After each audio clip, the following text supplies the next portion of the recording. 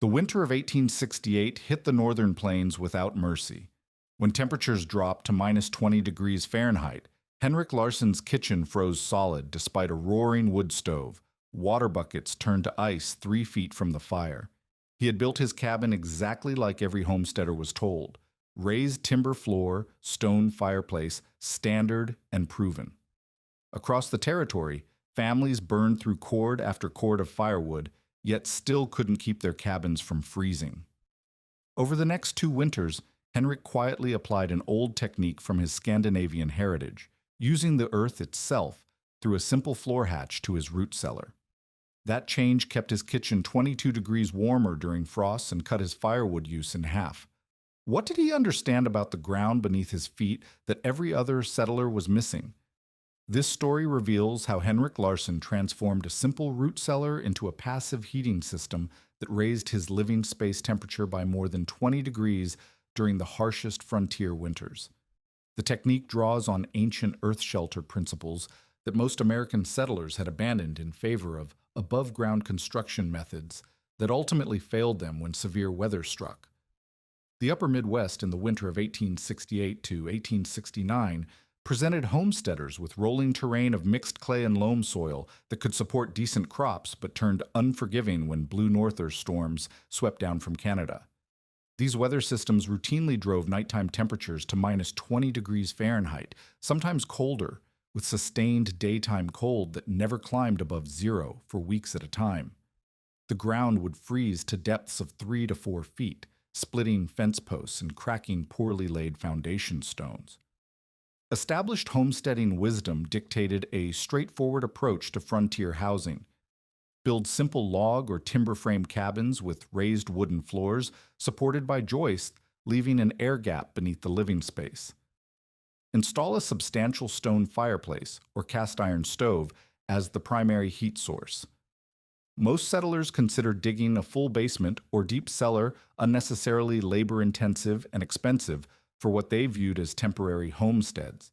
The prevailing belief held that heat came from burning wood, insulation came from heavy wool clothing and thick cabin walls, and root storage belonged in separate, dark, cold spaces completely divorced from living areas. This standard method produced predictable failures when truly severe weather arrived. The Andersons, Henrik's neighbors to the south, watched their cabin interior temperature plummet to single digits Fahrenheit during one particularly brutal overnight freeze, despite keeping their wood stove fed continuously. Their water pipes froze solid and burst, flooding their makeshift cold room under the kitchen stairs and spoiling 2 months' worth of stored potatoes and preserved meat. The raised floor design that was supposed to prevent ground moisture instead created a cavity that acted like a refrigerator, trapping cold air and conducting it directly into the living space through gaps between floorboards. Henrik experienced similar frustrations in his own cabin during that same storm. Ice crystals formed on the inside surface of his windows despite a fire burning just 6 feet away. The bitter cold penetrated so thoroughly that he found himself doubling his normal firewood consumption, yet still waking to find frost on his water bucket. His basic cold room storage area beneath the kitchen stairs offered no protection whatsoever. Root vegetables froze as solidly as if they had been left outside.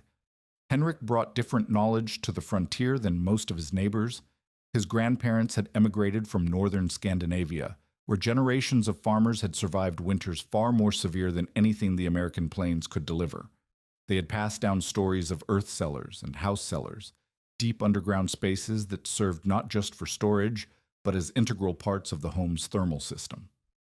Henrik had grown up hearing descriptions of these old country cellars, though he had never seen one built properly.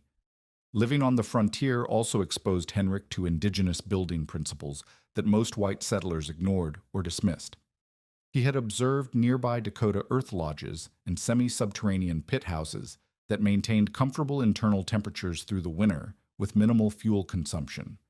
These structures demonstrated that the ground itself could provide thermal stability, a concept that contradicted everything the homesteading manuals taught about proper construction methods.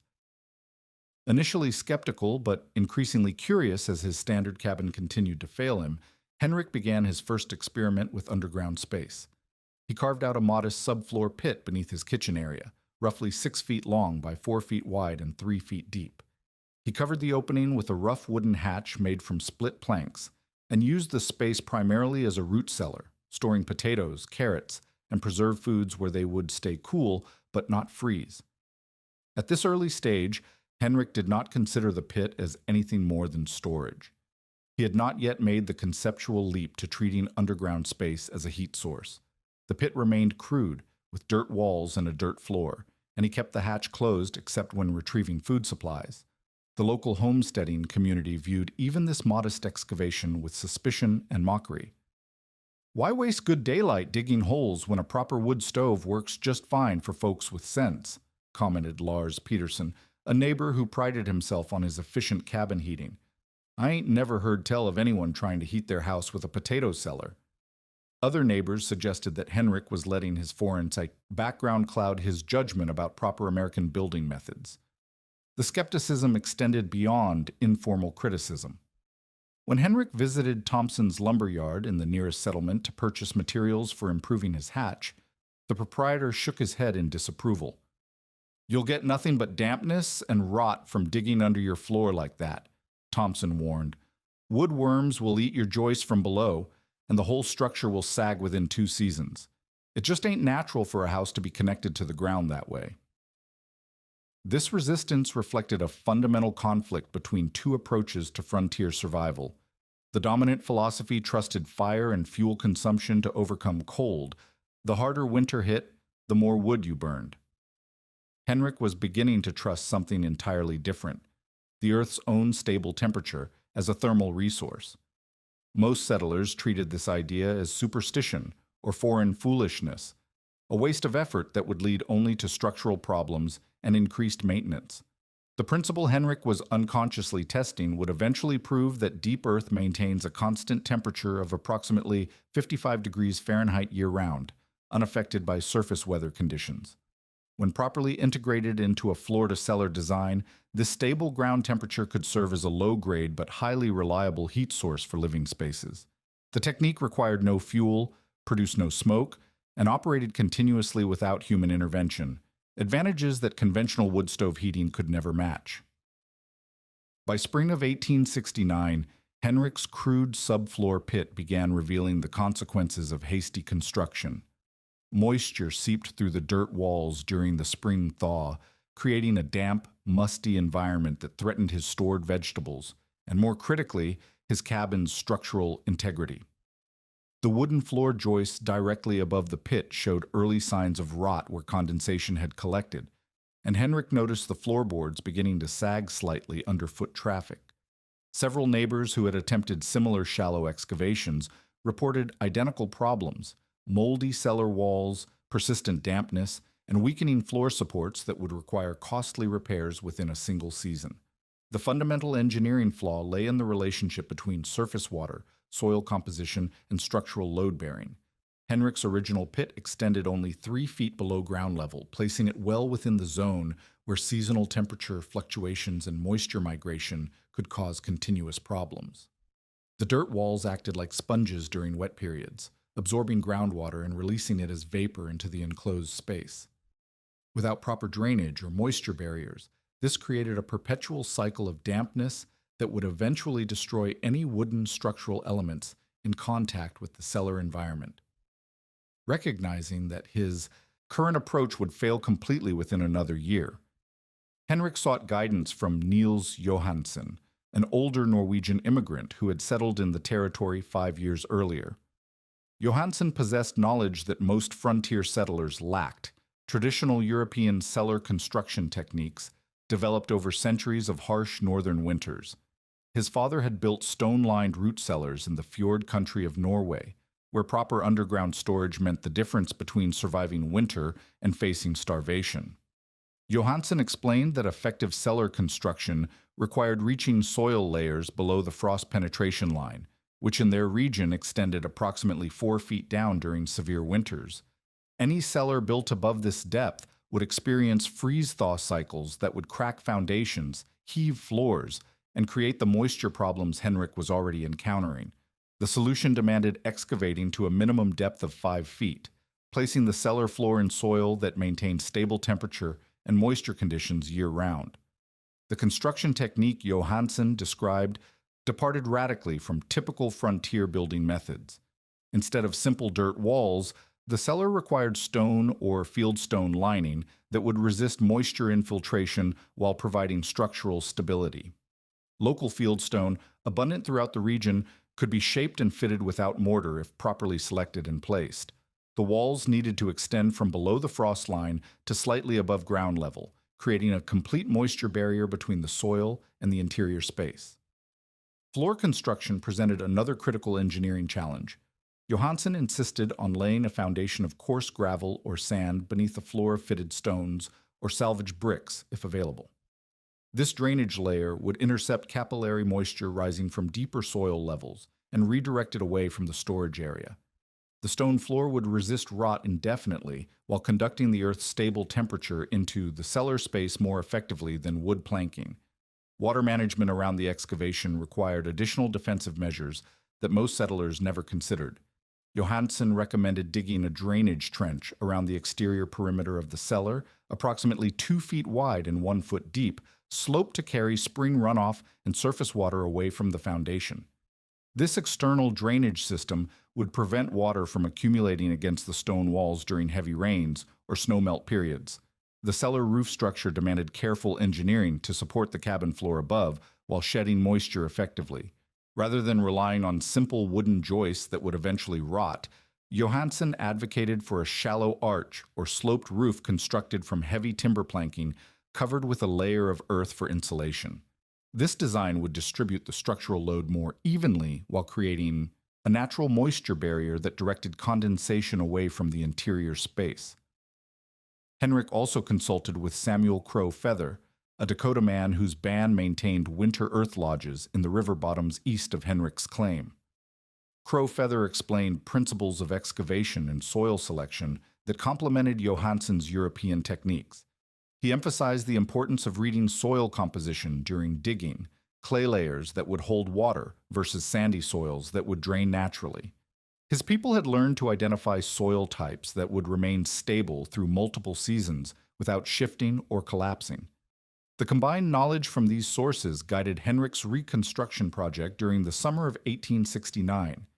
He expanded his original excavation to dimensions of 8 feet by 10 feet, giving him approximately 80 square feet of storage space. The depth reached 5.5 feet below his kitchen floor, placing the cellar bottom well into stable soil that showed no seasonal variation in temperature or moisture content. Henrik lined the walls with local fieldstone, selecting flat pieces that would fit tightly together and extend from the cellar floor to 6 inches above ground level.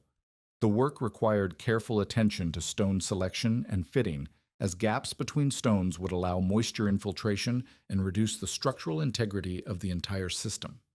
He built the walls with a slight inward lean, following traditional techniques that increase stability while reducing the amount of stone required. The floor construction began with a 6-inch layer of coarse gravel, followed by a layer of sand topped with fitted fieldstones, arranged in a herringbone pattern that would distribute weight evenly. Henrik salvaged bricks from a partially collapsed chimney on an abandoned claim to fill gaps between the fieldstones, creating a smooth, durable surface that would resist moisture while conducting earth temperature effectively.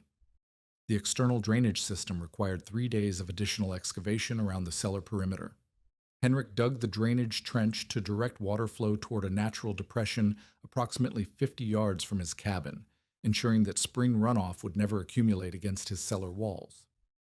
He lined the bottom of the trench with small stones to prevent erosion and maintain proper water flow during heavy rain periods. Construction of the cellar roof utilized salvaged timber from a neighbor's dismantled barn, arranged in a gentle arch that would support the cabin floor above while shedding any moisture that might penetrate the floorboards.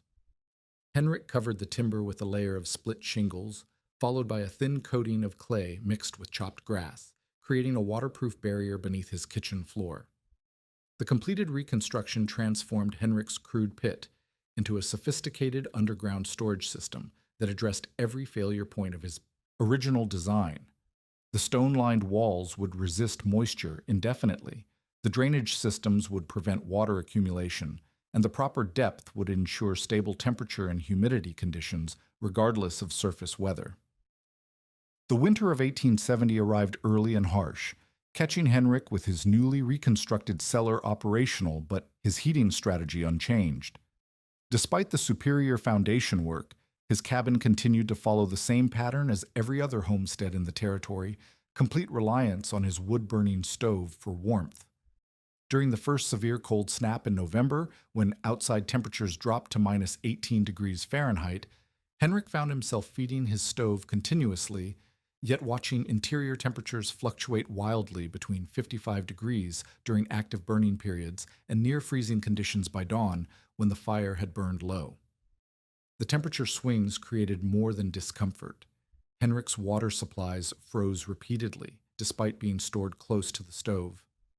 Cold drafts swept across the floor from gaps around doors and windows, making the corners of his cabin nearly uninhabitable during the worst weather. Most frustrating, his fuel consumption had actually increased compared to previous winters, as he attempted to maintain consistent heat in his expanded living space above the new cellar. Henrik's breakthrough came not through planned experimentation, but through accidental observation during a particularly cold December night. He had descended into his cellar to retrieve stored turnips and noticed that the underground space felt significantly warmer than his kitchen floor above. Curious, he left the wooden hatch open while he prepared his evening meal, and gradually became aware of a subtle but steady flow of warm air rising from the cellar opening. This discovery challenged everything Henrik understood about heat sources in frontier dwellings. The cellar air measured noticeably warmer than the ambient temperature in his cabin, despite being located underground where conventional wisdom suggested it should be cooler. Henrik realized that while his kitchen was subject to the wild temperature fluctuations of the surface weather, the cellar maintained a steady warmth that seemed unaffected by external conditions. Over the following weeks, Henrik began systematic experimentation with thermal transfer between his cellar and living space. He started by leaving the hatch partially open during the coldest overnight periods, monitoring the effects on cabin temperature. The results proved immediately measurable. On nights when he left the hatch open, his morning kitchen temperature measured 8 to 10 degrees warmer than when he kept the cellar sealed. The physics of the system became clearer as Henrik observed the air movement patterns. Warm air from the cellar rose naturally through the hatch opening, displacing colder air in the cabin, which then sank toward the floor. This created a gentle but continuous circulation that moderated temperature extremes without requiring any external energy input. The process worked entirely on natural convection, drawing on the thermal differential between the stable earth temperature and the fluctuating air temperature in the cabin. Henrik enhanced this natural circulation by constructing what he termed an air chimney, a simple vertical shaft that connected the cellar to the area near his stove. Using salvaged planking, he built a rectangular wooden duct, approximately 6 inches square, that ran from the cellar ceiling to an opening near the cabin's roofline. This shaft created a stack effect that drew warm cellar air upward more efficiently, while providing a pathway for cooler cabin air to descend and complete the circulation pattern. The air chimney principle borrowed from techniques Henrik had observed in Samuel Crowfeather's Earth Lodge, where carefully positioned openings created natural ventilation that moved air through the structure without external power. The vertical shaft took advantage of the fact that warm air rises and cool air sinks, creating a continuous thermal siphon that operated as long as temperature differences existed between the cellar and the surface. Henrik also modified his stove operation to work in coordination with the cellar heating system. Instead of maintaining a hot fire throughout cold nights, he began banking his stove with slow-burning coals that provided minimal heat while allowing the cellar's thermal contribution to handle the base heating load. This low-burn approach meant that cellar air provided the foundational warmth while the stove supplemented only when additional heat was needed for cooking or during the most extreme weather. The coordinated system transformed Henrik's fuel efficiency dramatically. During a particularly severe cold spell in January of 1871, when nighttime temperatures held at minus 25 degrees Fahrenheit for 6 consecutive nights, Henrik's cabin maintained interior temperatures between 52 and 58 degrees Fahrenheit, using less than half his normal wood consumption.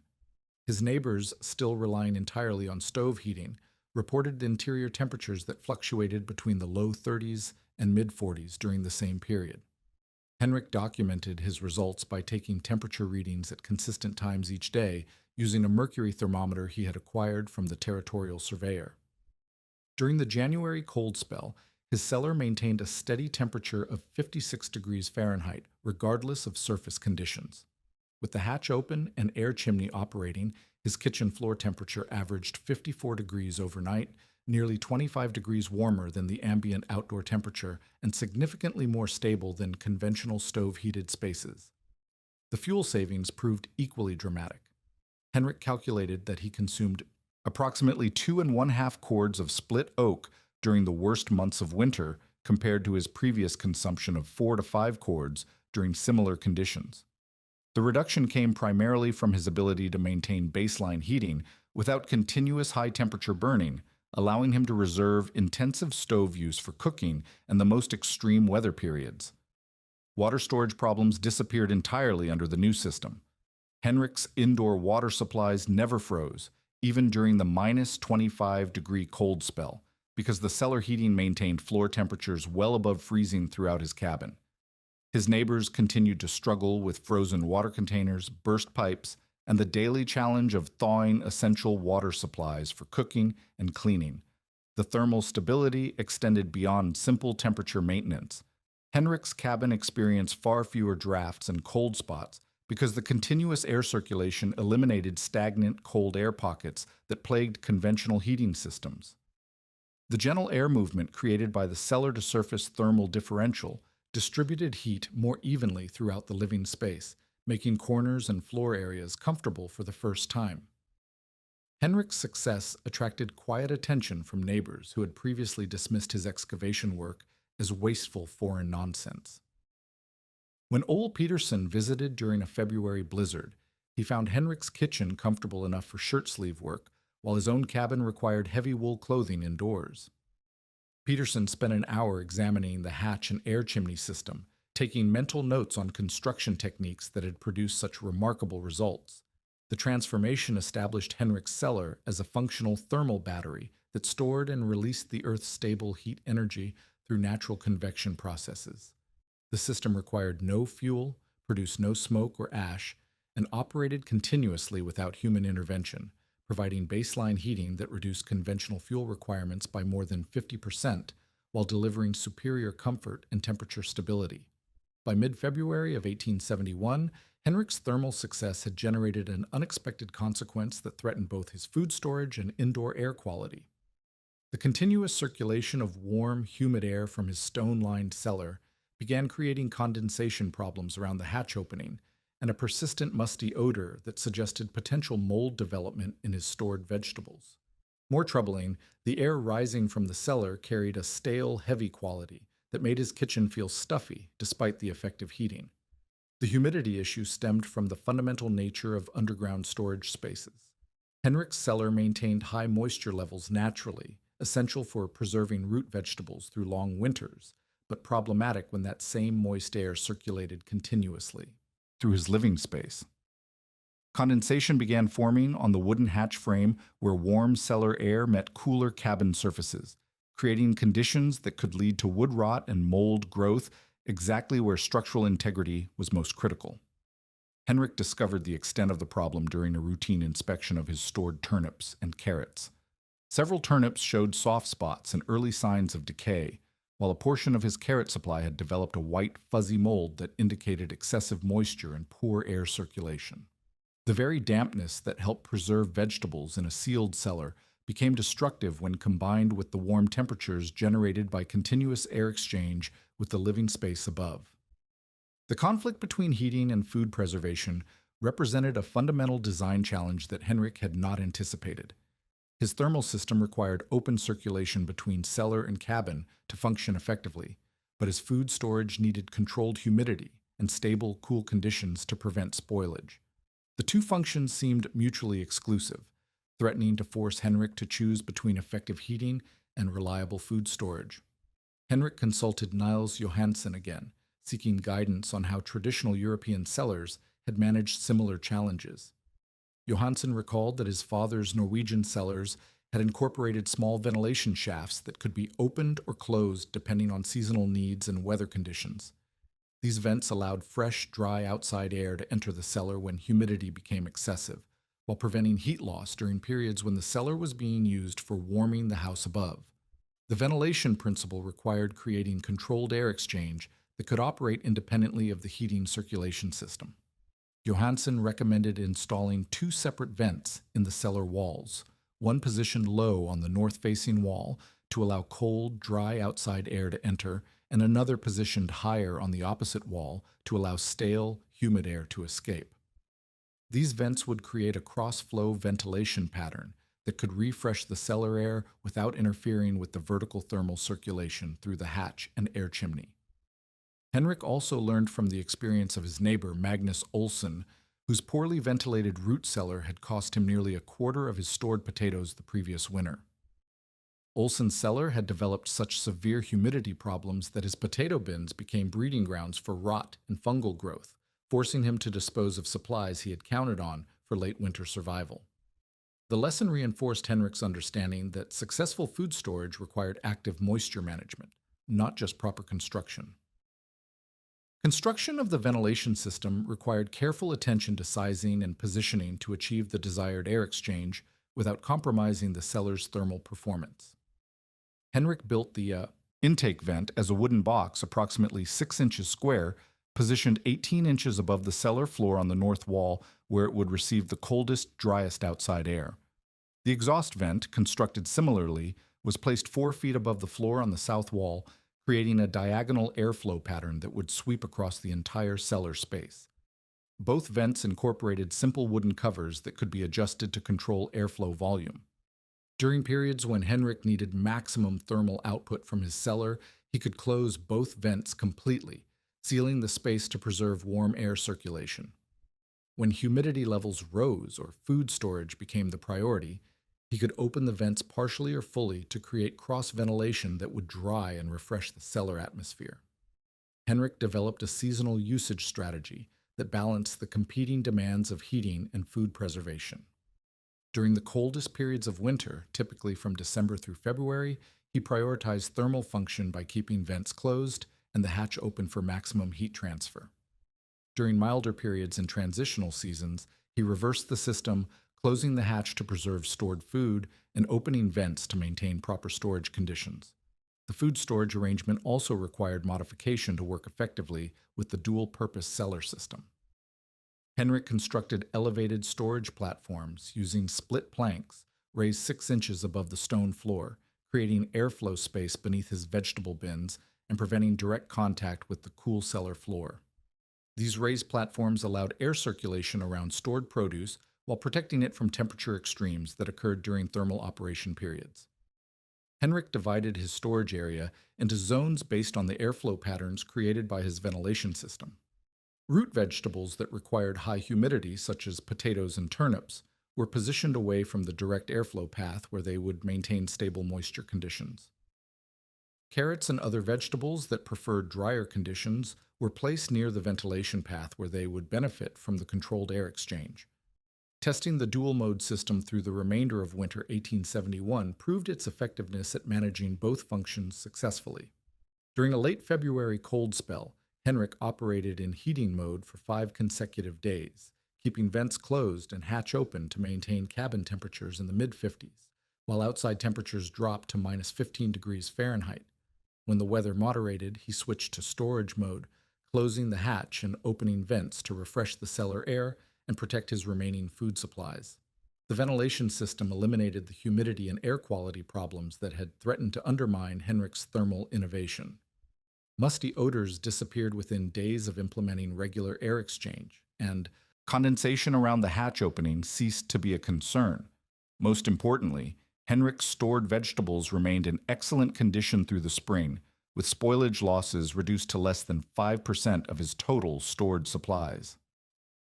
Temperature monitoring during ventilation periods revealed that the cellar maintained adequate cooling for food storage, even when vents were operating. The cross-flow ventilation pattern brought the cellar temperature down to approximately 45 degrees Fahrenheit within 12 hours of opening the vents, cool enough to prevent spoilage while still remaining well above freezing. This temperature range provided the stable, cool conditions that root vegetables required for long-term storage. The integrated system proved that Henrik's cellar could serve dual functions effectively when operated with seasonal discipline and proper air management. The same underground space that provided passive heating during severe weather could be converted to optimal food storage conditions during milder periods, maximizing the value of the excavation and construction investment while eliminating the functional compromises that had initially threatened the entire concept. The winter of 1871 delivered the ultimate test of Henrik's integrated cellar system through a series of weather events that pushed frontier survival methods beyond their normal limits. 3 separate blue northern storms struck the territory over 6 consecutive weeks, beginning in late January and continuing through the first half of March. The sustained assault brought nighttime temperatures that plunged to minus 28 degrees Fahrenheit and remained below minus 10 degrees for days at a time, with daytime highs that never climbed above zero during the worst periods. The prolonged cold created cascading supply problems that magnified the stress on heating systems throughout the territory. A supply wagon carrying split firewood from the timber operations near the territorial capital became trapped in snowdrifts for 11 days, leaving many homesteaders critically short of fuel during the most demanding period of the winter. Some families found themselves rationing firewood, burning furniture, and trading valuable tools for enough fuel to maintain minimal heat in their cabins. Henrik's neighbors, still relying entirely on wood stove heating, faced compounding failures as the extreme conditions exposed every weakness in conventional frontier heating methods. The Anderson cabin, built with the standard raised floor design, suffered catastrophic water system damage when their main water barrel froze solid and cracked, flooding their kitchen floor with ice that took 3 days to chip away. The freeze-thaw cycle that followed caused their floor joists to split lengthwise, creating a permanent sag in the center of their main room that would require complete reconstruction. Magnus Olsson experienced different but equally serious problems when his cabin's stone chimney developed cracks from thermal stress, allowing smoke to leak into his living space and reducing heating efficiency by nearly half. The rapid temperature changes from overheating his stove in desperate attempts to warm the cabin caused the mortar between stones to crumble, creating gaps that drew cold air into the chimney and reversed the draft during windy periods. The Peterson family faced the most dangerous situation when their wood supply ran critically low during the second storm. They began burning green wood and scrap lumber that produced heavy smoke and minimal heat, filling their cabin with toxic fumes while barely maintaining temperatures above freezing. Mrs. Peterson developed a persistent cough that lasted through the spring, and their youngest child showed signs of cold-related illness that required attention from the territorial doctor. Henrik's system performance during this extended trial demonstrated the superiority of earth-coupled heating under the most severe conditions frontier settlers could encounter. Throughout the 6-week ordeal, his cabin maintained interior temperatures between 54 and 61 degrees Fahrenheit, even during the coldest overnight periods. The thermal stability provided by his cellar connection meant that his living space never experienced the wild temperature swings that plagued his neighbors' stove-dependent cabins. Most significantly, Henrik's fuel consumption remained manageable throughout the crisis period. He burned approximately 3 1/4 cords of split oak during the entire 6-week emergency, compared to his neighbor's consumption of 6 to 8 cords during the same period. The earth-sourced baseline heating meant that Henrik's stove provided supplemental warmth rather than carrying the entire heating load, allowing him to maintain comfortable conditions while others struggled with fuel shortages. The structural performance of Henrik's system proved equally impressive under sustained stress conditions. His stone-lined cellar showed no signs of frost damage or structural movement despite the prolonged freeze. The drainage systems he had installed continued to function properly, preventing ice buildup that might have compromised the foundation. His cabin floor remained level and stable, with no evidence of the frost heaving that affected several neighboring structures. Henrik's water storage systems never failed throughout the extended cold period. His indoor water supplies remained liquid and usable for cooking and cleaning, eliminating the daily struggle of thawing frozen containers that consumed time and fuel for his neighbors. The consistent basement-level temperatures prevented the freeze damage that cost other families essential water storage capacity during the most critical period of winter. Food preservation continued successfully despite the extreme conditions. Henrik's dual-mode cellar operation allowed him to maintain proper storage conditions for his remaining winter vegetables while still utilizing the space for heating when necessary. His spoilage losses during the 6-week emergency measured less than 8% of stored supplies, compared to neighbors who lost significant portions of their food reserves to freezing or overheating damage. The crisis period marked a turning point in community attitudes toward Henrik's construction methods. Old Patterson, who had previously dismissed the cellar system as foreign nonsense, visited Henrik's cabin during the worst of the third storm and found the interior comfortable enough for normal household activities. Peterson spent considerable time examining the hatch mechanism and ventilation system, asking detailed questions about construction techniques and operational procedures. By early spring, 3 neighboring families had begun excavation projects that incorporated elements of Henrik's cellar design. Magnus Olsen started digging a proper below-frost-line cellar during April, consulting with Henrik on stone selection and drainage layout. The Andersons, forced to rebuild their damaged floor system anyway, decided to incorporate a thermal access hatch in their reconstruction plans. The quiet adoption of Henrik's techniques accelerated when Jacob Mueller, the settlement's most skilled carpenter, began offering cellar construction services that incorporated the heating and ventilation features Henrik had developed. Mueller had studied Henrik's system carefully and developed standardized construction plans that other homesteaders could implement without needing to experiment with untested approaches. The technical transfer process revealed how practical innovations spread through frontier communities when proven under extreme conditions. Rather than formal instruction or written manuals, the knowledge passed through hands-on observation, informal consultation, and gradual adaptation to local conditions and available materials. Each new implementation incorporated modifications based on site-specific requirements and builder preferences.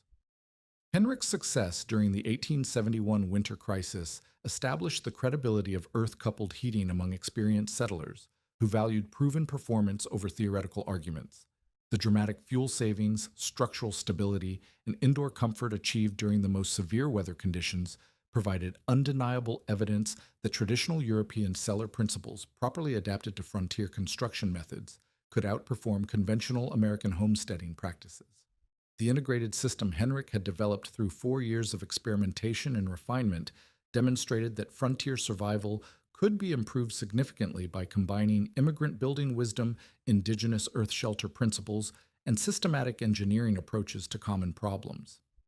His success proved that the earth itself, when properly accessed and managed, provided a reliable thermal resource that could reduce fuel dependence, improve living conditions, and increase survival margins during the harsh weather events that defined frontier life in the Northern Territories.